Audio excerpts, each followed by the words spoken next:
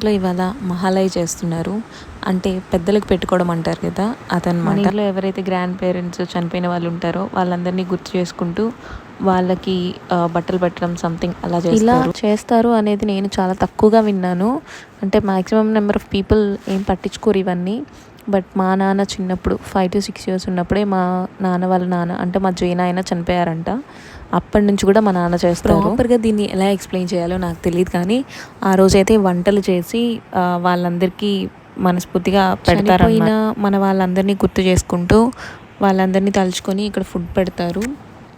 అందరం వచ్చి దండం పెట్టుకుంటాము. అండ్ అక్కడ పెట్టిన ఫుడ్ని ప్రసాదంగా అందరం తీసుకుంటాం. అండ్ మా ఇంటి చుట్టుపక్కల వాళ్ళని కూడా ఇన్వైట్ చేస్తాము భోజనానికి. మా ఇంట్లో దీన్ని ఒక పూజలాగా చేసుకుంటాం అన్నమాట. సో అదే వాతావరణం ఉంటుంది ఇంట్లో కూడా. మీరు ఇలా చేసుకుంటారా? ఒకవేళ చేసుకుంటే ఎలా చేసుకుంటారు అనేది కూడా చెప్పండి, తెలుసుకుందాం. ట్రెడిషన్ ఒకటే అయినా డిఫరెంట్ ప్లేసెస్లో